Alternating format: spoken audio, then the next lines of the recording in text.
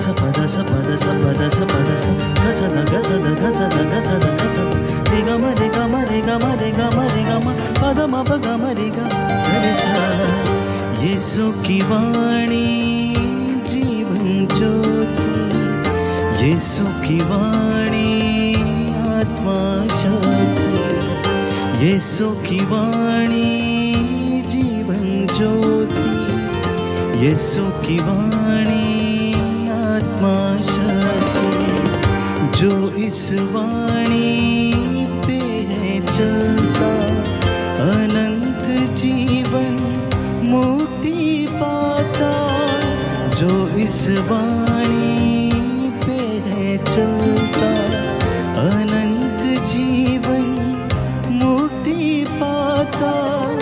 यीशु की वाणी जीवन ज्योति, यीशु की वाणी आत्मा शक्ति, यीशु की वाणी जीवन ज्योति, यीशु की वाणी आत्मा शक्ति।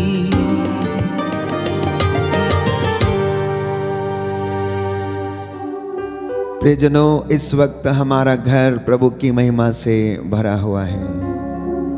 आज का वचन आपके लिए है, आपके परिवार के लिए है, आपकी उन्नति और आपके उद्धार के लिए है।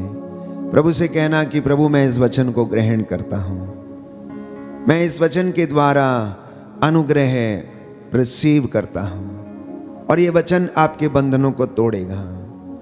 प्रियजनों, मध्यस्थता कलीसिया के जीवन में, मसीहों के जीवन में एक महत्वपूर्ण भक्ति है। मध्यस्थता करना, प्रार्थना करना मसीहों के लिए और कलीसिया के लिए निहायत ही जरूरी है, क्योंकि बाइबल हमें बताती है,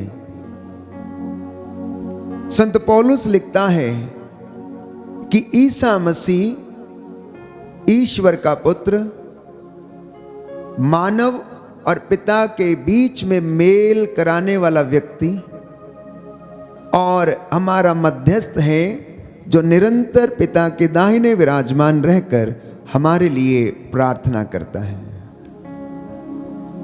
अय्यूब के ग्रंथ अध्याय 22 में हम पढ़ते हैं कि जब अय्यूब के मित्र आकर उसे कहने लगते हैं कि तुझे क्या फायदा है, तो इतना दुख सहन कर रहा है, तू क्यों छोड़ नहीं देता, तू क्यों इन सारी चीजों को त्याग नहीं देता।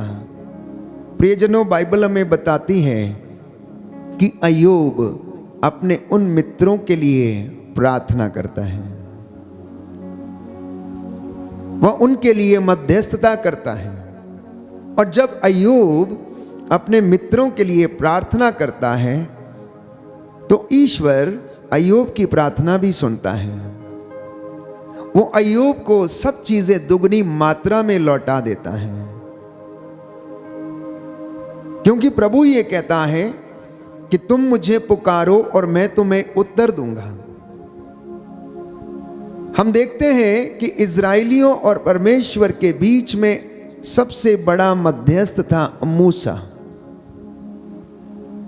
और बाइबल इस बात की गवाह है कि मिस्र की गुलामी से लाखों लोगों को प्रभु आजाद करके ले जा रहा था और अकेला व्यक्ति मूसा उनका नेतृत्व कर रहा था, प्रभु के सामर्थ्य से आगे बढ़ता जा रहा था। लेकिन जब भी कोई परामर्श करना होता था, जब भी कोई निर्णय लेना होता था, जब भी वहां पर किसी चीज की आवश्यकता पड़ती थी, चाहे वो रोटी हो या मांस हो या किसी अन्य प्रकार की कोई भी दुविधा वहां पर उनके बीच में आती थी, तो मूसा पर्वत पर दौड़ा चला जाता था और ईश्वर से वार्तालाप करता था।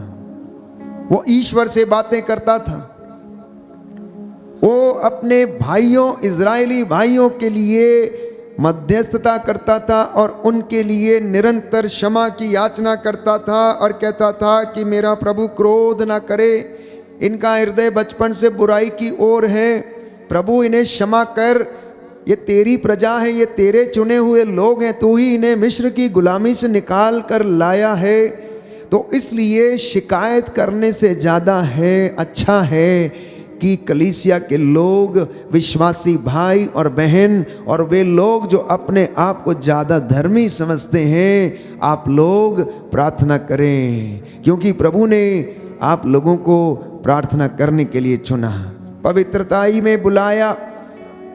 इसलिए माता पिता का और घर के लोगों का कर्तव्य है कि वे अपनी कलीसिया के लिए, अपने पड़ोसियों के लिए, अपने दुश्मनों के लिए, अपने संगी साथियों और मित्रों के लिए प्रार्थना करते जाएं, क्योंकि प्रार्थना में छुटकारा है, आराधना में छुटकारा है। स्तुति प्रशंसा करने से आपको छुटकारा मिलता है। स्तुति आराधना धुएं के समान ऊपर जाती है और आशीषें लेकर नीचे आती हैं। विज्ञान में हम पढ़ते हैं कि किस तरह से पानी भाप बनकर ऊपर उड़ता है और बादलों के रूप में वो एकत्र हो जाता है, और वो बादल ठंडे होकर प्यारे भाई प्यारी बहन वर्षा करते हैं। ठीक वैसे ही हमारी प्रार्थनाएं जब परमेश्वर तक पहुंचती हैं, बाइबल कहती है कि दरिद्र की प्रार्थना बादलों को चीरते हुए जाती है और ईश्वर के कानों में पहुंचती है।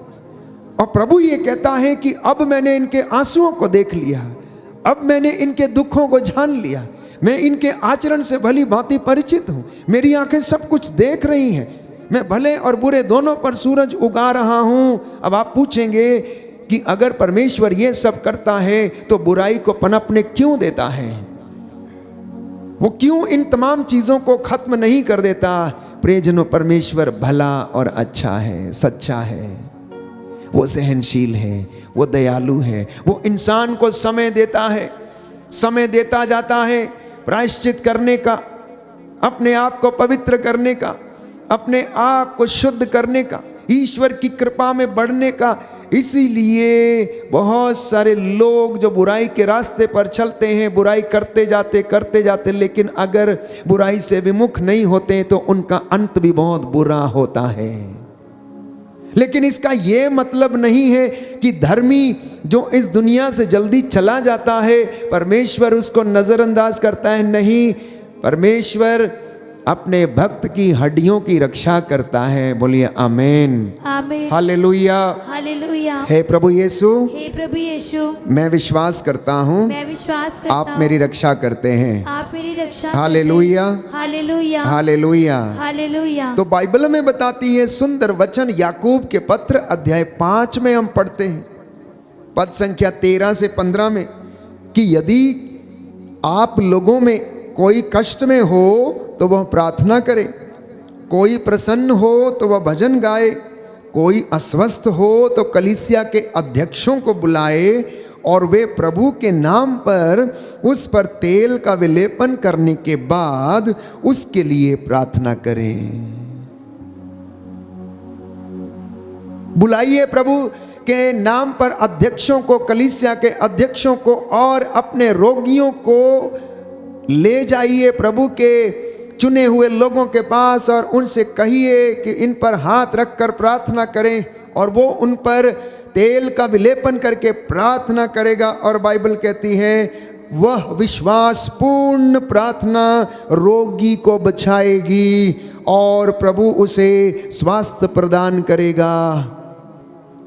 उसने यदि पाप किया है तो उसे क्षमा मिलेगी। Hallelujah, hallelujah. दाहिना हाथ उठाकर इस वचन को मेरे पीछे दोहराइए। याकूब का पत्र, याकूब का पत्र अध्याय 5 पद संख्या 13 से 15। पद संख्या 13 से 15। प्रभु का वचन कहता है, प्रभु का वचन कहता यदि है, आप लोगों में यदि आप कोई लोगों कष्ट में हो कोई कष्ट में तो हो, वह प्रार्थना करे, तो वह प्रार्थना कोई करे, प्रसन्न हो कोई प्रसन्न हो तो वह भजन गाए, तो वह भजन गाए, कोई अस्वस्थ हो कोई अस्वस्थ तो हो कलीसिया के अध्यक्षों को बुलाए कि कलीसिया के अध्यक्षों को बुलाए, और वे प्रभु के नाम पर और वे प्रभु के नाम पर उस पर तेल का विलेपन करने के बाद उस पर तेल का विलेपन करने के उसके बाद लिए प्रार्थना करें। उसके लिए प्रार्थना करें। वह विश्वासपूर्ण प्रार्थना वह विश्वासपूर्ण प्रार्थना रोगी को बचाएगी रोगी को बचाएगी और प्रभु उसे स्वास्थ्य प्रदान करेगा। और प्रभु उसे स्वास्थ्य प्रदान यदि करेगा। उसने पाप किया है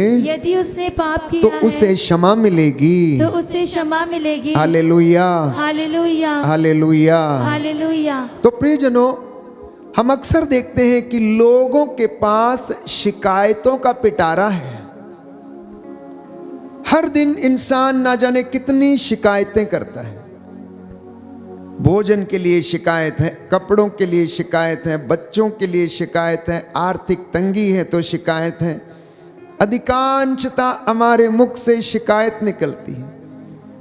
प्रभु हमारे साथ ही ऐसा क्यों करता है? हमारा तो भाग्य ही फूटा है, हम तो किसी लायक नहीं हैं, हम तो ऐसे हैं, हम तो वैसे हैं, और ऐसे ही बोलता जाता है। लेकिन बाइबल क्या कहती है, सुनिए ध्यान से। हम वचन पढ़ेंगे, शोक गीत, प्रभु का वचन अध्याय 3 पद संख्या 39 में हम पढ़ते हैं। शोक गीत अध्याय 3 पद संख्या 39 से 41 तक। Book of Lamentations chapter 3 words 39 onwards. मनुष्य शिकायत क्यों करे? इससे कहीं अच्छा है कि वह अपने पापों पर नियंत्रण रखें। हम अपने आचरण की जांच और परीक्षा करें और प्रभु की ओर अभिमुख हो जाएं। हम अपने हृदय और हाथ स्वर्ग के ईश्वर की ओर कर लें। हमने पाप और विद्रोह किया है और तूने हमें क्षमा नहीं किया। तूने क्रोध धारण कर हमारा पीछा किया और निर्दयता से हमारा वध किया। तूने अपने को बादल में छिपा लिया जिससे तेरे पास कोई दुहाई ना पहुंचे। प्यारे भाइयों और बहनों, ये इंसान की प्रवृत्ति है कि इंसान हमेशा क्या करता है, शिकायत करने की कोशिश करता है। लेकिन बाइबल कहती है शिकायत करने से कहीं ज़्यादा अच्छा ये है कि वो इंसान अपने पापों पर नियंत्रण रखे, अपनी बातों पर नियंत्रण रखे, अपनी जीभ पर नियंत्रण रखे, अपनी श्रवण शक्ति पर नियंत्रण रखे, अपने व्यवहार की जांच करता जाए और अपने आचरण की जांच और परीक्षा करे और प्रभु की ओर अभिमुख हो जाए, अर्थात प्रभु की ओर चला आए। कमियां अगर आप देखेंगे तो आपको कमियां ही नजर आएंगी, लेकिन हमारे लिए एक विश्वासी के लिए महत्वपूर्ण बात यह है कि हम प्रभु का अनुग्रह देखें। हर घड़ी, हर पल, हर क्षण जब हम आराधना में, प्रार्थना में, मिस्सा बलिदान में भाग लेने के लिए आते हैं, प्रभु का वचन सुनने के लिए आते हैं, तो उस वक्त हमारा कनेक्शन पिता ईश्वर के साथ जुड़ना चाहिए। सारी बातों को भूलकर हमें ईश्वर से जुड़ जाना चाहिए ताकि हम चार्ज होते जाएं। पवित्र आत्मा के सामर्थ्य से, उसके वरदान से, उसके अनुग्रह से हमारा घर और हमारा जीवन बढ़ता जाए। इसलिए शोक गीत अध्याय 2 पद संख्या 18 और 19, book of Lamentations chapter 2 words 18 and 19 onwards. तुम सारे हृदय से प्रभु सियोन के रक्षक की दुहाई दो। तुम्हारे आंसू दिन रात नदी की तरह बहते रहें। तुम रुको नहीं, निरंतर रोते रहो। उठो, रात को चिल्लाओ। पहले पहर में अपना हृदय पानी की तरह बहा दो। अपने बच्चों की प्राण बचाने के लिए प्रभु के सामने हाथ उठाकर प्रार्थना करो, क्योंकि वे गलियों की नुक्कड़ों पर भूख के कारण बेहोश पड़े हुए हैं। आज यही दशा है प्यारे भाइयों और बहनों, नौजवान बच्चों की, नवयुवक और युवतियों की, जो आपके अधिकार में नहीं, आपके अधीन नहीं हैं। वो ऐसा लगता है मानो गली के नुक्कड़ में मूर्छित पड़े हुए हैं। इसलिए बाइबल कहती है, माता पिता से तुम अपने इन हाथों को उठाकर आंसू बहाओ, तुम्हारे आंसू नदी की तरह बहते रहे और अपने परमेश्वर इब्राहिम, इसहाक और याकूब के ईश्वर की दुहाई दो ताकि वो इन बच्चों की रक्षा करे। ही आज का वचन है।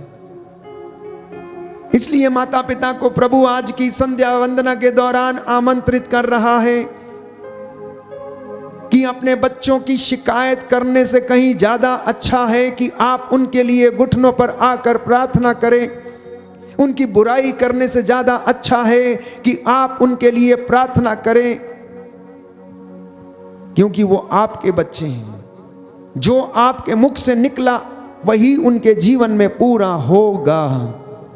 क्योंकि प्रभु ये कहता है, श्राप और अभिशाप और आशीर्वाद सब कुछ तेरी जुबान के अधीन है। तो प्रभु के नाम पर इस जुबान को, इन हाथों को आशीर्वाद का माध्यम बना लेना।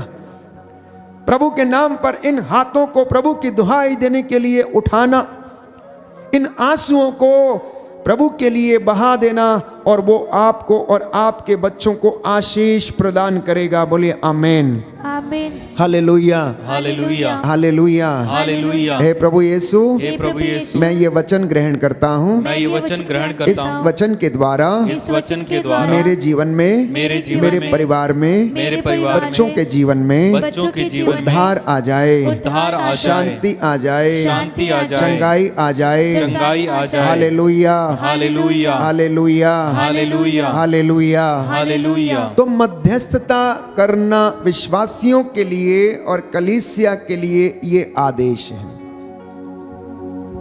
कलीसिया क्या करती है?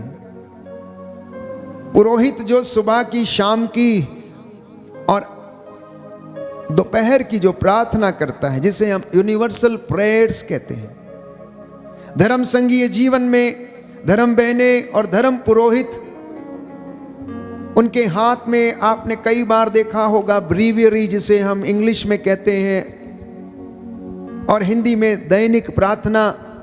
प्यारे भाइयों और बहनों, संस्थाओं में, गुरुकुल में, सेमिनरीज में, कलीसिया में, चर्च में, मठों में ये प्रार्थनाएं निरंतर दोहराई जाती हैं, क्योंकि ये आदेश है कि आप प्रभु के लोगों के लिए प्रार्थना करें, इस दुनिया के लिए प्रार्थना करें। ये universal prayers of the church है।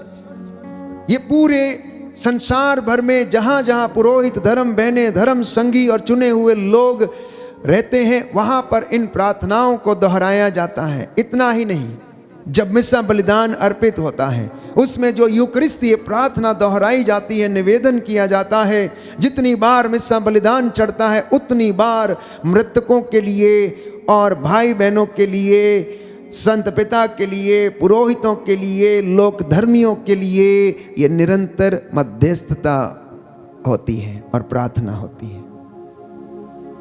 इसलिए आज प्रभु ये शिक्षा देना चाहता है कि मेरे लोगों से कहो कि ये सबसे पहले संसार के अधिपतियों के लिए, अधिकारियों के लिए, राजाओं के लिए प्रार्थना करें। मैंने आपके लिए वचन पढ़ा था कि प्रभु का वचन ये कहता है कि तुम सारे हृदय से प्रभु को पुकारो, और कहता है कि मेरी इच्छा है, मैं चाहता हूं कि आप सब लोग सबसे पहले क्या करें? अधिकारियों के लिए प्रार्थना करें। तिमोथी का पहला पत्र अध्याय 2 पद संख्या 1 और 2। मैं सबसे पहले ये अनुरोध करता हूं कि सभी मनुष्यों के लिए, विशेष रूप से राजाओं और अधिकारियों के लिए अनुनय विनय, प्रार्थना, निवेदन तथा धन्यवाद अर्पित किया जाए, जिससे कि हम भक्ति तथा मर्यादा के साथ निर्विघ्न तथा शांत जीवन बिता सकें। क्योंकि उनके हाथ में समाज की, देश की बागडोर है।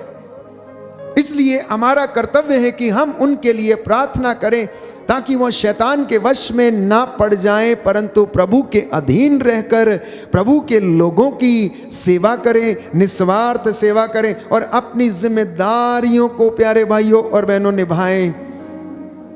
मैंने आपसे कहा कि मूसा जो इज़राइलियों और ईश्वर के बीच में सबसे बड़ा मध्यस्थ था, उसने अपने हाथों को उठाया और वो निरंतर प्रार्थना करता रहा। वचन में हम पढ़ते हैं निर्गमन ग्रंथ अध्याय 32 पद संख्या 32 में कि प्रभु का वचन ये कहता है कि मूसा उनके लिए प्रार्थना करता था। अध्याय 32 पद संख्या 32, book of Exodus chapter 32 verse 32। ओ यदि तू इन्हें क्षमा कर दे, नहीं तो मेरा नाम अपनी लिखी हुई पुस्तक से निकाल दे। ओ यदि तू इन्हें क्षमा कर दे, नहीं तो मेरा नाम अपनी पुस्तक से निकाल दे। हम वचन में पढ़ते हैं कि जब अमालेकियों से लड़ाई करने के लिए योशुआ की अगुवाई में इजरायली गए, तो उस वक्त मूसा उनसे कहता है, अध्याय 17 निर्गमन ग्रंथ अध्याय 17 पद संख्या 10, कि मैं हाथ में ईश्वर का डंडा लिए पहाड़ी की चोटी पर खड़ा रहूंगा। मूसा के आदेश के अनुसार योशुआ अमालेकियों से युद्ध करने निकला और मूसा, हारून तथा हूर पहाड़ी की चोटी पर चढ़े। जब तक मूसा हाथ ऊपर उठाए रखता था, तब तक इजरायली प्रबल बने रहते थे, और जब वह अपने हाथ गिरा देता था तो अमालेकी प्रबल हो जाते थे। जब मूसा के हाथ थकने लगे तो उन्होंने एक पत्थर लाकर भूमि पर रख दिया और मूसा उस पर बैठ गया। हारून और हूर उसके हाथ संभालते रहे, पहला इस ओर से और दूसरा उस ओर से। इस तरह मूसा ने सूर्यास्त तक अपने हाथ ऊपर उठाए रखा। योशुआ ने अमालेकियों और उनके सैनिकों को तलवार के घाट उतार दिया। एक सुंदर उदाहरण है मध्यस्थता का।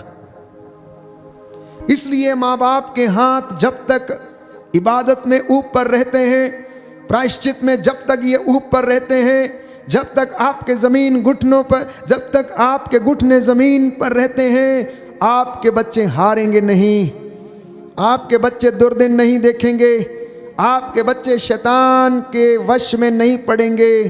कष्ट आएगा भी तो वे लोग उससे निकलने में समर्थ होंगे, क्योंकि प्रभु उनके लिए रास्ता तैयार करेगा।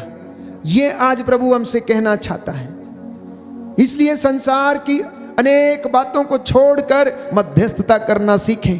प्रिय मसीहों, विश्वासियों, learn to intercede for your brothers, for your sisters, for your own children.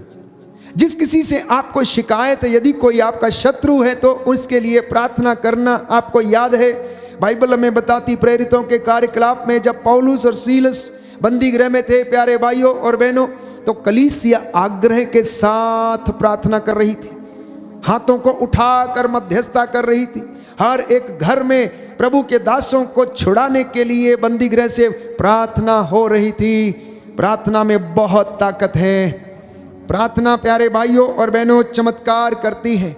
आराधना स्तुति ऊपर जाती है और आशीषें लेकर नीचे आती है। आप करके देखिए, जो करते हैं उन्होंने इस बात को अनुभव किया। मैंने व्यक्तिगत रूप से अपने जीवन में अनुभव किया है। इसलिए प्रभु ने और ज्यादा मध्यस्थता करने का उत्साह दिया, और ज्यादा प्रार्थना करने का उत्साह दिया कि मेरे लोगों के लिए तू प्रार्थना कर, इनके छुटकारे के लिए, इनके बंधन टूटने के लिए प्रार्थना कर।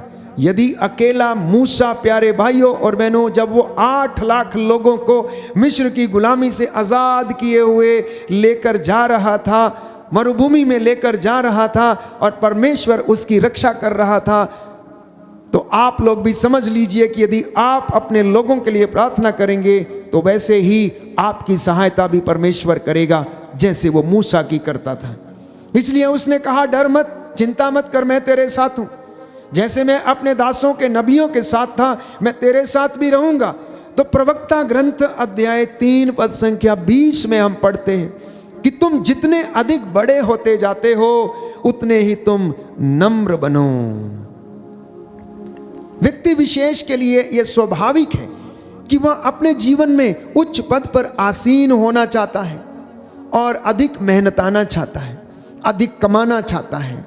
वहीं दूसरी ओर कुछ लोग अपने पद के विषय में नहीं बताते हैं। प्यारे भाइयों और बहनों, उनके जीवन में चाहे कष्ट हो, परेशानी हो, चिंता हो, लेकिन वे लोग प्रभु के साथ जुड़े रहते हैं। तो जब हम उन बातों में आगे बढ़ने लगते हैं, तो ये हमारी प्रार्थनाओं का असर है। इसलिए हमारी प्रार्थनाएं हमको परमेश्वर तक लेकर चले, ये हमें निरंतर प्रार्थना करने की आवश्यकता है, मध्यस्थता करने की आवश्यकता है, इंटरसेशन करने की आवश्यकता है। तमाम परेशानियां हैं, ना केवल आपके घर में, ना केवल कलीसिया में, ना केवल शहर में, ना केवल समाज में, पूरी दुनिया में, पूरे संसार भर में अनेक प्रकार की परेशानियां हैं, क्योंकि इंसान उलझने वाली बातों में उलझा हुआ है। इंसान ने अपने आप को जानबूझकर उलझाया है। परमेश्वर किसी को उलझने नहीं देता, वो उन्हें बचाने का रास्ता खोजता है, लेकिन इंसान अपने ही द्वारा किए गए कामों में उलझकर रह जाता, उसी में फंस जाता है। ठीक वैसे जैसे एक मकड़ी अपने लिए जाला बनाती है और वो उसी में फंस जाती है, और आप कुछ दिनों के बाद देखते हैं कि वो मकड़ी उसी जाले में मरी हुई मिलती है, उससे बाहर नहीं निकल पाती है, उससे बाहर नहीं निकल पाती है। तो आज इंसान का जीवन, प्रियजनों, मनन चिंतन का विषय है कि हम कहाँ जा रहे हैं, हम क्या करना चाहते हैं, हम क्या प्राप्त करना चाहते हैं, आज हमने क्या खोया और क्या पाया, क्या हम अनुग्रह में बने रहे या नहीं रहे, क्यों हमारे जीवन में कष्ट आता है। प्रभु का वचन प्रियजनों हमें बताता है कि यदि ये मेरी आज्ञाओं का पालन नहीं करेंगे तो वह उन्हें क्या करेगा, रोगशैया पर पटक देगा, उन्हें रोगशैया पर पटक देगा और उनके कर्मों के अनुसार उन्हें फल देगा। तो इसलिए जब हम मध्यस्थता करते हैं तो आपको चमत्कार दिखेंगे। मूसा ने मध्यस्थता की और योशुआ इजराइलियों के साथ अमालेकियों से लड़ने के लिए गया, प्यारे भाइयों और बहनों, और वो जीतते गए। जब तक हाथ ऊपर रहे वो जीतते गए और अमालेकी हारते गए।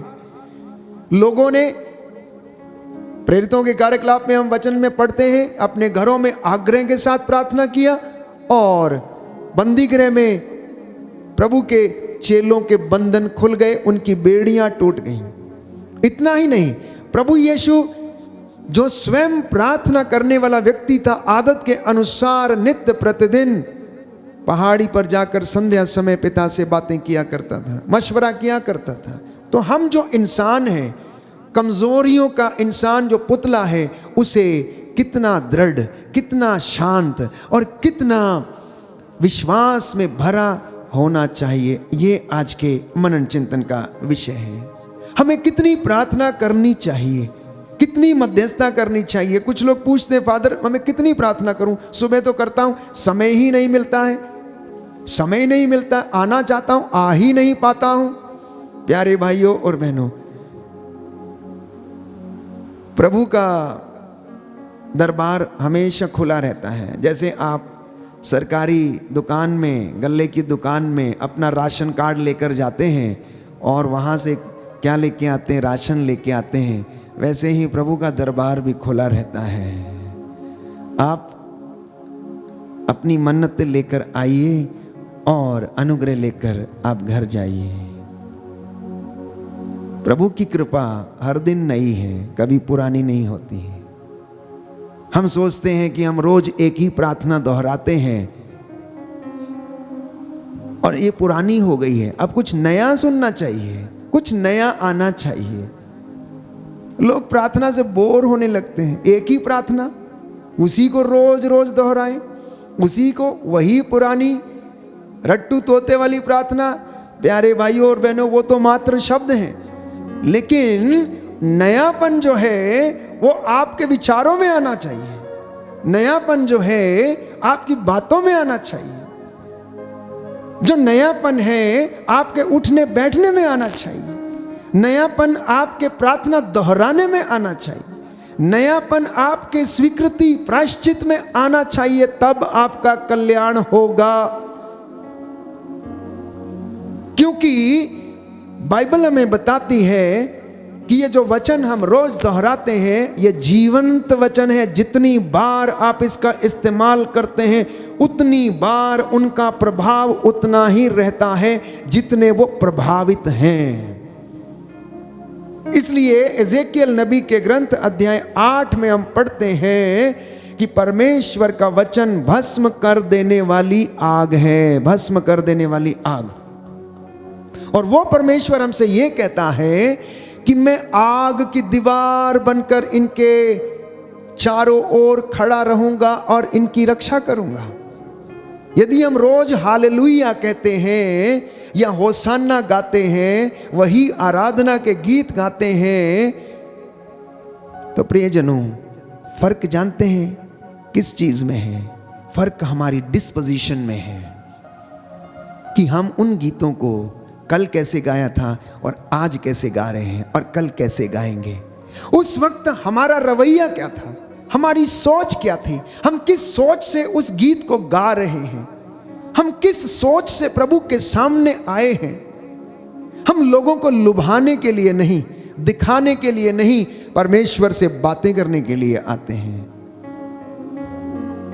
और पूरी बाइबल में दो शब्द हालेलुया और होसाना, ये दो शब्द हैं जो कि स्वर्गदूतों की भाषा है, जो स्वर्ग राज्य में निरंतर गूंजते हैं। वो कभी पुराने नहीं होते हैं। पुराना यदि कोई होता है तो वो इंसान होता है, उसका विचार पुराना हो जाता है, क्योंकि उसके मन में, उसके विचार में क्या आ जाती है, उसके जीवन में आत्मग्लानि आ जाती है, इसलिए वो नयापन नहीं आ पाता है।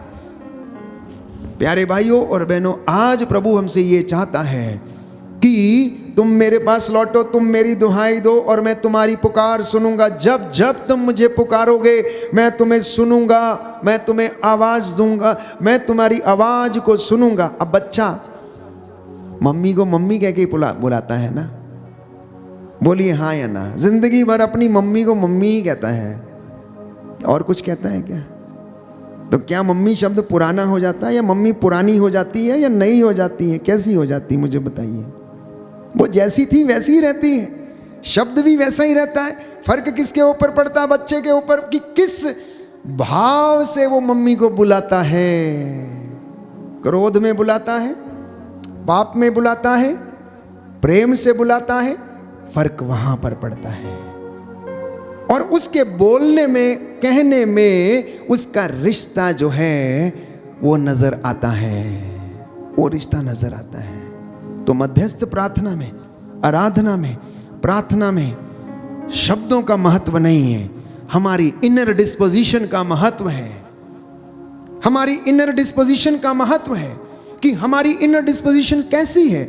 हम परमेश्वर के सामने इस वक्त बैठे हुए हैं और आप वचन सुन रहे हैं, और आप इस पवित्र संस्कार को जो वेदी के ऊपर रखा हुआ है आप देख रहे हैं, आप गा रहे हैं, आप सुन रहे हैं। आप इसको ग्रहण कैसे कर रहे हैं? ये आपको कैसे जोड़ रहा है, आपको कैसे सामर्थ्य प्रदान कर रहा है? यशायाह नबी का ग्रंथ अध्याय 58 पद संख्या 9 से 11 में, यदि तुम मुझे पुकारोगे तो ईश्वर तुम्हें उत्तर देगा, यदि तुम दुहाई दोगे तो वो कहेगा देखो मैं यहां हूं। यदि तुम उसे पुकारोगे तो वो कहेगा कि मैं प्रस्तुत हूं। यदि तुम अपने बीच में से अत्याचार दूर करोगे, अभियोग नहीं लगाओगे, किसी की निंदा नहीं करोगे, भूखों को अपनी रोटी खिलाओगे, पद दलितों को तृप्त करोगे, तो अंधकार में तुम्हारी ज्योति का उदय होगा और तुम्हारा अंधकार प्रकाश बन जाएगा। बोलिए आमेन, आमीन, हालेलुया, हालेलुया, हालेलुया। हालेलुया। हे प्रभु यीशु, हे प्रभु यीशु, आज के वचन के लिए आज के वचन मैं के आपको लिए धन्यवाद देता हूँ, मैं आपको धन्यवाद आपकी देता आराधना करता हूँ, आपकी आराधना आपकी करता हूँ, महिमा गाता हूँ, आपकी महिमा जय गाता जयकार हूँ, करता हूँ। जय जयकार करता हूँ। Hallelujah, hallelujah, hallelujah. हालेलुया। आइए प्रभु यीशु, आइए प्रभु यीशु, मेरे जीवन में, मेरे जीवन मेरे में, परिवार में मेरे परिवार आपकी में महिमा प्रकट हो जाए। आपकी महिमा प्रकट हो हालेलुया, जाए। Hallelujah, hallelujah. हालेलुया। अब मध्यस्थता करने के बहुत सारे माध्यम हैं, प्रार्थना करने के बहुत सारे माध्यम हैं। किसी को चुप बैठकर प्रार्थना करना अच्छा लगता है, तो किसी को व्यक्तिगत प्रार्थना करना अच्छा लगता है, तो किसी को सामूहिक रूप से प्रार्थना करना अच्छा लगता है, तो किसी को गाकर स्तुति प्रशंसा करना बहुत अच्छा लगता है, किसी को मौन रूप से प्रार्थना अच्छी लगती है, मध्यस्थता अच्छी लगती है, तो किसी को स्तुति आराधना के द्वारा। तो इन सब के लिए कुछ महत्वपूर्ण बातों का आवश्यक हमारे जीवन में होना है। अपने विश्वास की अभिव्यक्ति एवं ईश्वर में विश्वास को हम प्रकट करें, और वो इन बातों से प्रकट होती हैं, जैसे मैंने कहा कि प्रार्थना करते समय हमारा आंतरिक भाव कैसा है। क्या हम स्वार्थ के लिए प्रार्थना करते हैं? क्या हम दिखाने के लिए, या फिर अपने टैलेंट का प्रदर्शन करने के लिए? नहीं प्यारे भाइयों और बहनों, एक नाकेदार और फरीसी दो लोग मंदिर में आए प्रार्थना करने के लिए। प्रभु ने दृष्टांत उन्हें सुनाया और कहा कि नाकेदार द्वार पर खड़ा होकर घुटने टेक कर छाती पीट पीट कर कहता रहा, प्रभु मुझ पर दया कर, प्रभु मुझ पर दया कर, प्रभु मुझ पर दया कर, मैं पापी हूं, मैं गुनाहगार हूं।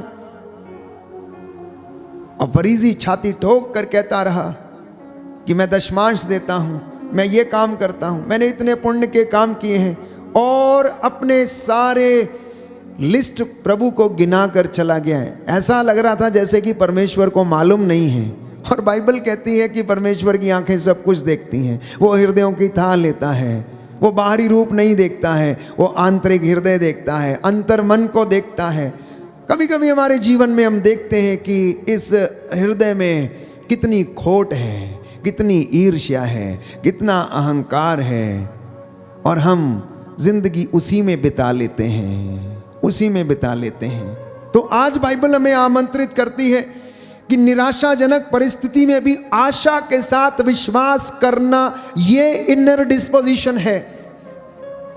निराशाजनक परिस्थिति में भी आशा के साथ विश्वास करना, ये हमारा आंतरिक मनोभाव, जिसे हम इनर डिस्पोजिशन कहते हैं। और इसका एक उदाहरण इब्राहिम के जीवन में था कि उसने निराशाजनक परिस्थिति में भी आशा के साथ विश्वास किया कि अगर परमेश्वर मुझे वृद्धावस्था में 100 साल की अवस्था में पुत्र दे सकता है, तो अब यदि उसने कहा कि उसको बलि चढ़ा दे, तो इसमें भी उसकी कोई रजा रहेगी, और वो मुझे मंजूर है कि अगर वो 100 साल में मेरे साथ ऐसा कर सकता है, तो अब भी इससे कोई महान और बड़ा काम करेगा। ये उसकी प्रार्थना का नतीजा था, ये उसकी मध्यस्थता का नतीजा था, ये उसकी धार्मिकता का नतीजा था। क्योंकि बाइबल कहती है इब्राहिम अपने विश्वास के कारण धर्मी माना गया। तो इसलिए एक विश्वासी के जीवन में जब वो प्रार्थना करता है, एक भक्त के जीवन में उसकी इनर डिस्पोजिशन यानी कि आंतरिक मनोभाव मायने रखता है, बाकी चीजें नहीं, बाकी चीजें नहीं। तो अपने आप को और अपनी गलतियों को स्वीकार करना, हर बात के लिए धन्यवादी होना, सेवा करने का दृढ़ भाव उत्पन्न करना, ये मध्यस्थ प्रार्थना हमसे डिमांड करती है। और जब हमारे भाव ऐसे हैं तो प्रियजनों, उसकी इच्छा हमारे जीवन में पूरी होती है। और प्रभु कहता है मत्ती के सुसमाचार अध्याय 7 पद संख्या 7 में कि मांगो और तुम्हें दिया जाएगा, खटखटाओ और तुम्हारे लिए खोला जाएगा, ढूंढो और तुम्हें मिल जाएगा। बोलिए आमीन। आमीन। हे प्रभु यीशु, हे प्रभु मैं यीशु, विश्वास करता हूँ मैं विश्वास कि मैंने करता जो हूँ कुछ भी मांगा है कि मैंने जो कुछ वह भी मुझे मांगा है, मिल गया है। वह मुझे मिल गया हे है। प्रभु यीशु, हे प्रभु यीशु, मुझे प्रार्थना करना सिखाइए। मुझे प्रार्थना करना सिखाइए। Hallelujah, hallelujah, hallelujah. हालेलुया। हे प्रभु यीशु, हे प्रभु पवित्र आत्मा के सामर्थ्य से पवित्र आत्मा के मुझे साथ भर दीजिए। मुझे भर दीजिए। Hallelujah, hallelujah, hallelujah. हालेलुया। तो आप प्रार्थना करेंगे, मध्यस्थता करेंगे तो चमत्कार देखेंगे, क्योंकि बाइबल इन बातों को प्रमाणित करती है। Acts of the Apostles chapter 9 verse 40, पेतरुस ने सबों को बाहर किया, घुटने टेक कर उसने प्रार्थना की। इसके बाद वो शव की ओर मुड़कर बोला, तबिथा उठो, और उसने आंखें खोल दी, और पेतरुस को देखकर वो लड़की क्या उठ बैठी। प्रार्थना करने का प्रभाव, मध्यस्थता करने का प्रभाव। सामुएल का पहला ग्रंथ अध्याय 1 पद संख्या 11, हन्ना जिसके पास संतान नहीं थी, प्रभु ने उसे संतान दी। वो रो रो कर दिन रात प्रभु से प्रार्थना किया करती थी, और बुढ़ापे में उसकी प्रार्थना का उत्तर उसे मिला। प्रेरितों का कार्यकलाप अध्याय 12 पद संख्या 5। पेतरुस बंदी गृह में था, कलीसिया प्रार्थना कर रही थी। आग्रह के साथ जब प्रार्थना की तो उनकी बेड़ियां खुल गईं, उनके बंधन टूट गए और प्रभु का दूत उन्हें सुरक्षित वहां से निकाल कर ले आया। राजाओं के दूसरे ग्रंथ में हम पढ़ते हैं अध्याय 19 पद संख्या 19 में कि राजा हिजकिया ने यरूशलेम को बचाने के लिए प्रार्थना की। अध्याय 19 पद संख्या 35 में हम पढ़ते हैं कि उस रात ईश्वर के दूत ने असूर के राजा के शिविर में 1,85,000 लोगों को मौत के घाट उतार दिया। प्रार्थना के कमाल, प्रार्थना के चमत्कार, मध्यस्थता के चमत्कार। प्यारे भाइयों और बहनों, राजाओं के दूसरे ग्रंथ अध्याय 19 पद संख्या 19 में हिजकिया ने यरूशलेम को बचाने के लिए प्रार्थना की और पद संख्या 35 में हम पढ़ते हैं कि प्रभु ने प्रार्थना को कबूल किया और उस रात ईश्वर के दूत ने असूर के राजा के शिविर में 1,85,000 लोगों को मौत के घाट उतार दिया। जब मूसा ने प्रभु से कहा कि मुझे अपनी महिमा के दर्शन करा, मुझे अपनी कृपा के दर्शन करा, निर्गमन ग्रंथ अध्याय 33 पद संख्या 18 में, तो उसने कहा कि मैं अपनी संपूर्ण महिमा के साथ तुम्हारे सामने से निकल जाऊंगा और तुम पर मैं अपना प्रभु नाम प्रकट करूंगा। आज यदि आप लोग इस बात को और वचन को दोहराते हैं कि हे प्रभु, अपनी महिमा मेरे जीवन में, मेरे बच्चे के जीवन में, मेरे कामकाज में, मेरे बिजनेस में प्रकट कर, तो वो आपसे कहेगा कि आज की रात्रि में ऐसा करूंगा, तेरे सामने से निकल जाऊंगा, तुझे स्पर्श करूंगा और आप उसकी महिमा देखेंगे और बंधन टूटेंगे। हर वक्त रोग बीमारी को प्रभु को समर्पित करते जाएं और पट शिकायत ना करें, क्योंकि प्रभु जानता है कि आपको कौन सा कष्ट है, कौन सा दुख है। यदि उसकी आंखें सब कुछ देखती हैं तो वो जानता है कि मुझे कौन सा रोग है। वो ये भी जानता है कि ये रोग किस तरह से आया है, क्यों आया, और ये आप भी जानते हैं कि ये रोग आपको क्यों लगा है, क्योंकि बाइबल इसके विषय में स्पष्ट करती है कि विपत्ति मिट्टी में पैदा नहीं होती, ये चल कर आती है। जब तक इसे रास्ता ना दिया जाए ये नहीं आ सकती। जब तक शैतान को अवसर ना दिया जाए ये तब तक हमारे घर में प्रवेश नहीं कर सकता, जीवन में प्रवेश नहीं कर सकता।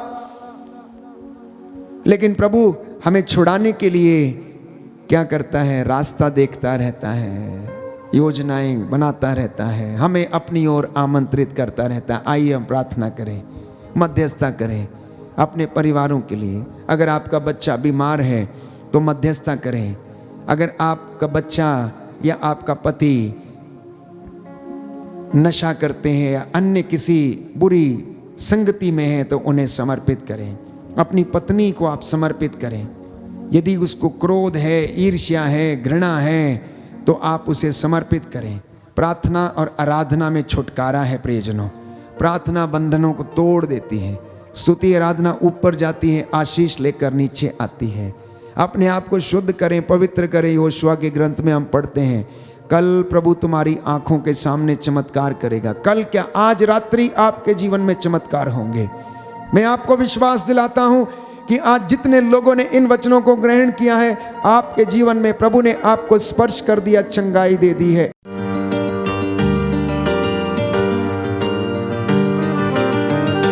यीशु की वाणी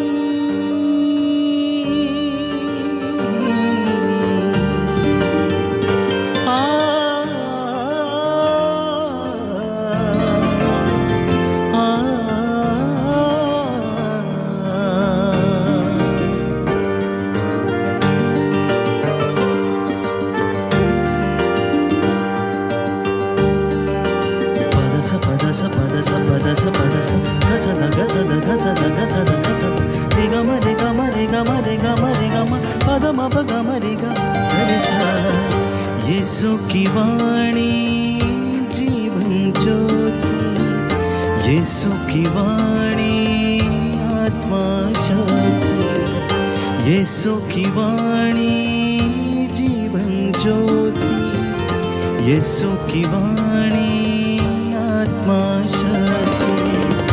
जो इस वाणी चलता अनंत जीवन मुक्ति पाता। जो इस वाणी पे है चलता अनंत जीवन मुक्ति पाता। यीशु की वाणी जीवन ज्योति, यीशु की वाणी आत्मा शक्ति, यीशु की वाणी जीवन ज्योति, यीशु की वाणी आत्मा